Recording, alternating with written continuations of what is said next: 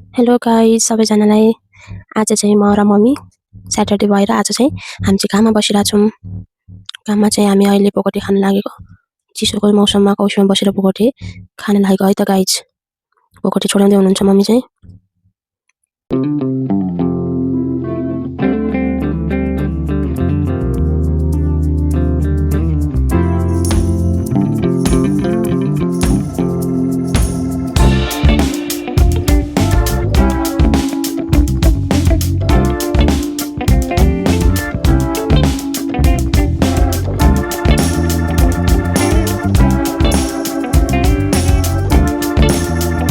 अब चाहिँ हामी खानालाई यसरी निकाल्दैछौँ है गाइस।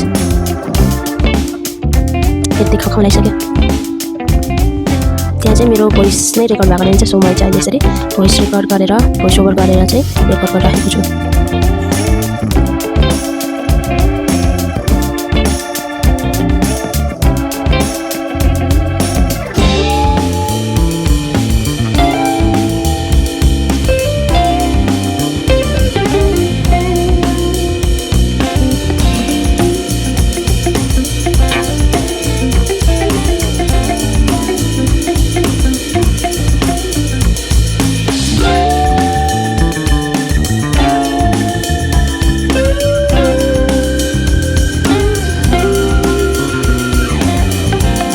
अब चाहिँ यसरी चाहिँ हामीले पकौडे छोडाएर अब मोल्न लागेको। मोल्दाखेरि चाहिँ नुन खुर्सानी चिनीहरू हालेर चाहिँ अनि हामी खानेछौँ है त गाइस।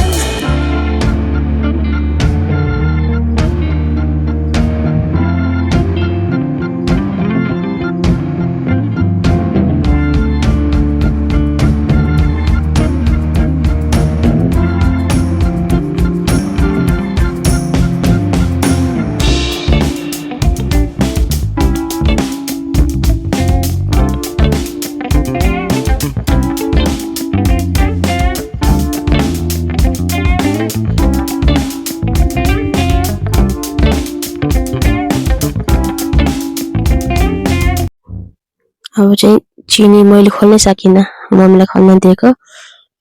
हात चिप्लो भएर के। मिठो लाग्छ मलाई यसरी खान।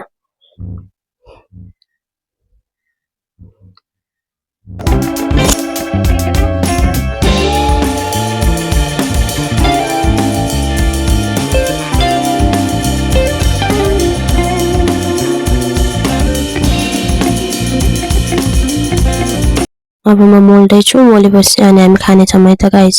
हजुरहरू पनि यसरी बनाएर खानु होला। मिठो, मिलो मिठो थियो। अहिले पनि मुख पानी आइसक्यो। मिठो मिठो मिठो यस्तो चाहिँ थियो है त हामीले खाएको पकौडे, यस्तो भएको थियो। मिठो थियो खाने बेला।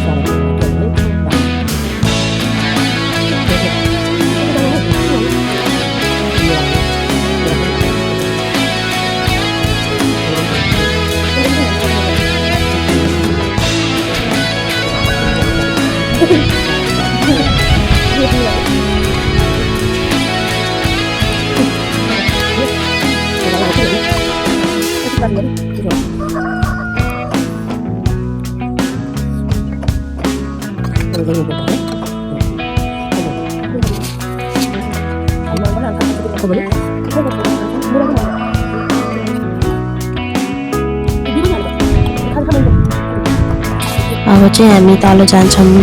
अब चाहिँ म भान्सामा आएँ। बोगटी खाएर आइसकेपछि ससेज खानु मन लागेर ससेज खानु लागेको ससेज चाहिँ कति 2-3टा कतिवटा निकाल्नेको छु मैले ससेज चाहिँ अब हल्का साइडमा काटेर फ्राई गरेर खाने विचारमा छु है आज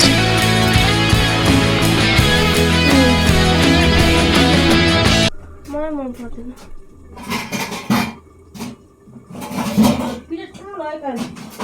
एउटा यहाँ छ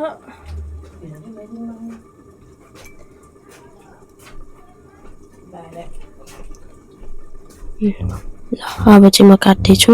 साइडमा डिजाइनको लागि भित्रसम्म पाक्नु पर्यो नि त त्यही भएर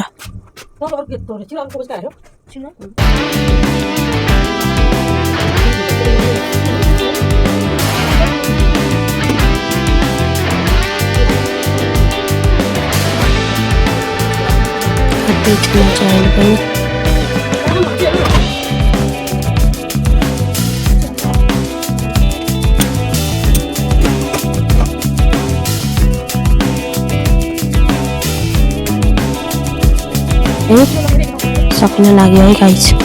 ससेज 3-4वटा गरेँ यहाँ प्लेटमा राखेँ त्यसपछि मैले त्यसरी साइडमा काटेको अब चाहिँ कराईमा तेल हालेर मैले चाहिँ यसरी फ्राई गर्न लागेछु आज मिठो लाग्छ ससेज हजुरहरूलाई मिठो लाग्छ कमेन्ट गरिदिनु होला है गाइस यो चाहिँ मेरो अहिले चाहिँ भर्खर सुरु गरेको हो channel like subscribe share comment सबै गरिदिनु होला सपोर्ट गरिदिनु होला ससेज फ्राई गरेँ फ्राई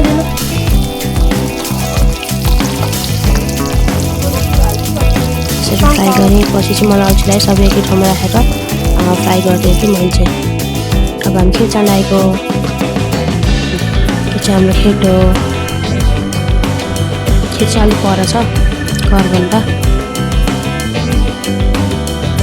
मम्मी र म चाहिँ खेतमा गएको खेतमा चाहिँ यसरी चप्प तुलेर गएको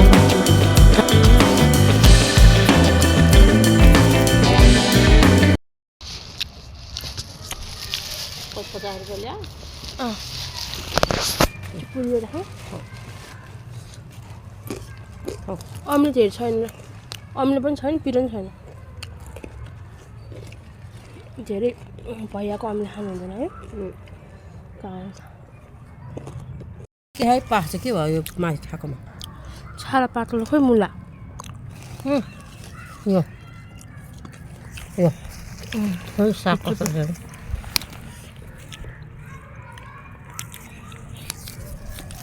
मिठो छ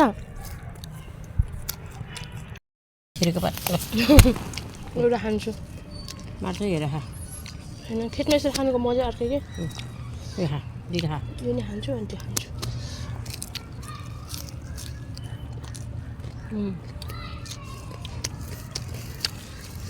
यो होइन कि हाम्रो हो त मुला मुला जस्तो लागेन साग मुलाकै हो लाग्यो नि धन्न मजा न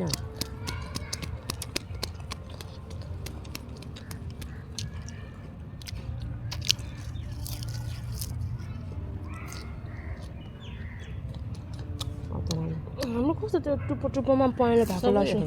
जाडोले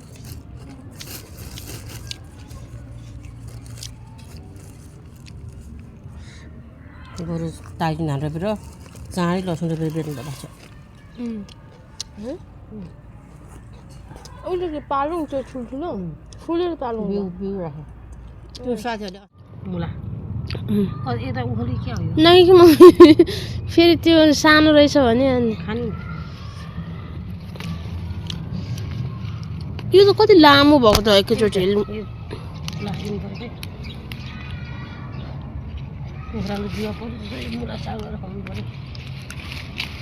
मुलाको सागले हुन्छ जुगा परेको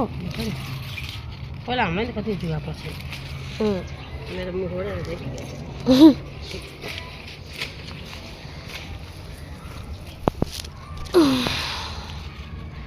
कति भयो साग बोतल ढाले छ यहाँ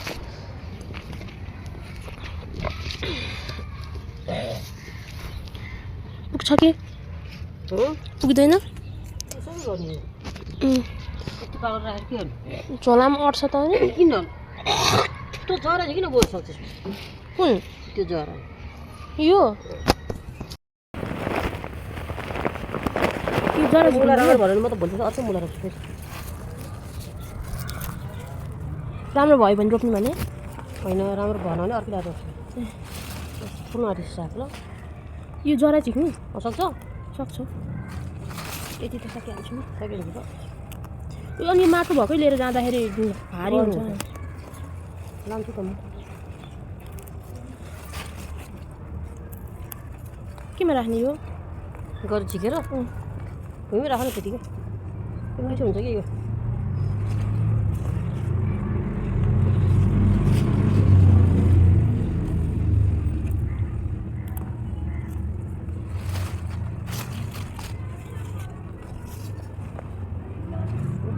हतार भइसकेको छ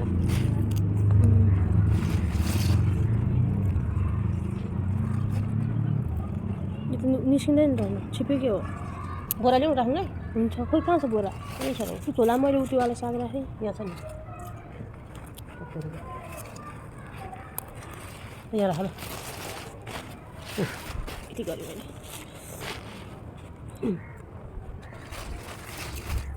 मैले एक ताप है संसार कसो चाहिँ किन बनाउँछ त्यो रातो भएको पहिला त्यो बनाएको है त्यो भयो पूजा त्यो पूजाको साग दिने इच्छा पटा पर्ने गरेँ उसले विषय हुन्छ उसले विषय हुन्छ विषय पहिला धेरै चाहिँ पहिला धेरै विषय साग गर्नु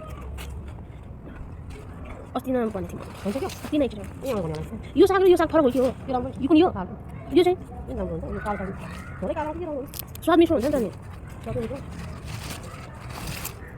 मैले पनि झिकेँ मैले त यो पहिलो साग पनि मम्मी फाल्नु हुँदैन नि उखुनको खानु मैले फाल्ने कि अनि सब्जीको पकाएर खोइ थोरै भएको जस्तो छ मुला दिन्छ साग दिन्छ के दिन्छ माम घरमै मुला रोपेको छ त माम घरमै मुला रोपेको छ त अरूले चाहिँ रोपेको छ होला साग मुला दिन्छ भइहाल्यो नि त्यो पानी चाहिँ हातलाई काम लाग्यो नि उयो हिजो ल्याएको पानी लाउनु पनि भन्नु ढिलो आउँछ नि त अनि अस्ति राखिन होला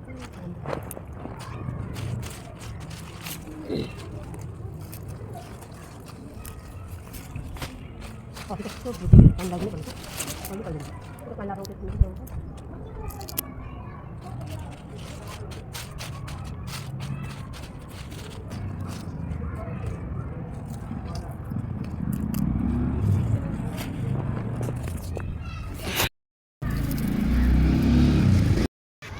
अब चाहिँ हामी घर फर्केको गाइस खेतबाट त सागहरू लिइसक्यो अब चाहिँ घर फर्किन लागेको